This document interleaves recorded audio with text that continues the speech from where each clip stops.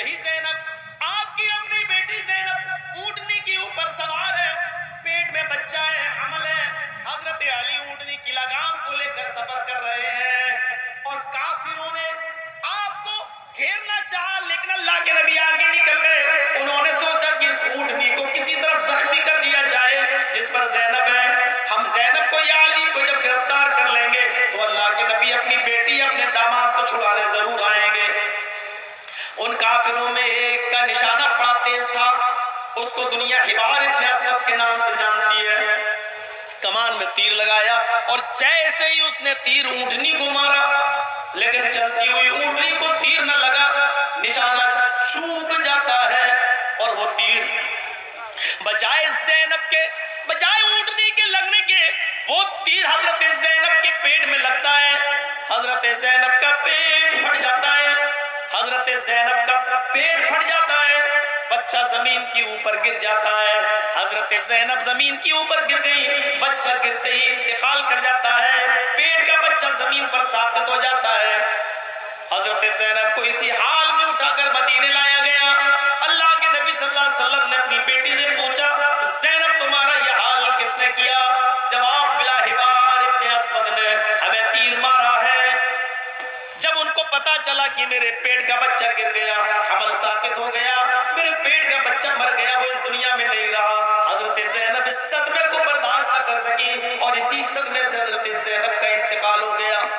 حضرت زینب کو جب قبر میں دفن کیا جا رہا تھا، حضرت زینب کو جب قبر میں دفن کیا جا رہا تھا، اللہ کے نبی نے جب اپنی بیٹی کو زینب کو قبر میں اتارا اور جب مٹی دینا شروع کی تو آپ کی آنکھوں میں آنسو آ گئے۔ صحابہ نے کہا، اللہ کے رسول آپ بھی رو رہے ہیں؟ اللہ کے نبی نے فرمایا، میرے صحابیوں، اللہ تعالیٰ نے ہر باپ کے دل میں بیٹیوں اولاد کی محبت ڈالی ہے۔ میں ماتم نہیں کر رہا ہوں، میں نوحہ نہیں کر رہا ہوں، میں غریبان چاک نہیں کر رہا ہوں، میں کپڑے نہیں پھاڑ رہا ہوں، میں بیان کر کر کے نہیں رو رہا ہوں، یہ فرط محبت کے آنسو ہیں جو اللہ تعالیٰ نے ہر باپ کے دل میں ڈال دیا ہے محبت اپنی اولاد کی۔ یہ اسی محبت کے آنسو ہیں جو میری آنکھوں سے چھلک پڑے ہیں۔ یہ میری وہ بیٹی ہے زینب۔ اے لوگوں، اے میرے ساتھیوں، یہ وہ بیٹی ہے میری زینب کہ جب سے میں نے اسلام کا کلمہ بلند کیا تب سے ماری جا رہی ہے، تب سے ستائی جاتی ہے۔ میرے لیے اس نے بڑی ماریں کھائی ہیں، میرے لیے اس نے بڑی قربانیاں دی ہیں، میرے لیے اس نے بڑی ماریں کھائی ہیں، یہاں تک کہ آج میرے لیے، آج میری شریعت پہ چلتے چلتے میرے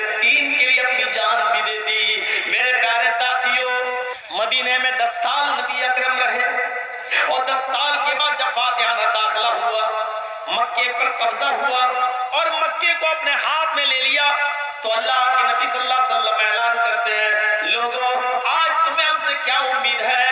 مکے کے کافروں نے کہا، آپ نے ہمیشہ خیر کا معاملہ ہمارے ساتھ اپنایا ہے، آج بھی ہمیں خیر کی امید ہے۔ اللہ کے نبی صلی اللہ علیہ وسلم فرماتے ہیں، ٹھیک ہے، میں تم سب کو معاف کرنے کے لیے تیار ہوں، لیکن مجھے اپنا جرم بتاتے جاؤ اور معافی لیتے جاؤ۔ بتاؤ تم نے کون سے جرم کیے؟ میں ان جرموں کو دیکھنا چاہتا ہوں، لیکن یہ میرا وعدہ ہے کہ میں معاف کرنے کے لیے تیار ہوں۔ ایک آیا، اے اللہ کے نبی میں نے یہ جرم کیا تھا، آپ نے کہا جاؤ میں نے تمہیں معاف کر دیا۔ دوسرا آیا، اے اللہ کے رسول مجھے بھی معاف کر دیجئے، آپ نے کہا جاؤ میں نے تمہیں بھی معاف کیا۔ ایک اور آیا کہ اللہ کے رسول مجھے بھی معاف کر دیجئے، اس نے جرم بتایا، آپ نے کہا جاؤ میں نے تمہیں بھی معاف کیا۔ ایک اور عورت آئی، کہتی اللہ کے نبی مجھے بھی معاف کر دیجئے، آپ نے کہا تم کون ہو؟ اس نے کہا میرا نام ہندا ہے۔ آپ نے کہا تیرا جرم کیا تھا؟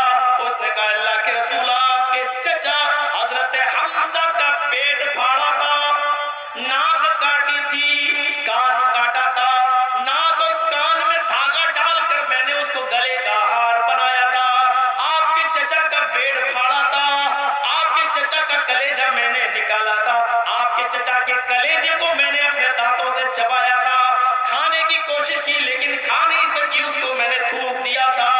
اللہ کے نبی کی آنکھوں میں آنسو اور اپنے چچا کی لاش سامنے نظروں کے سامنے آ گئی۔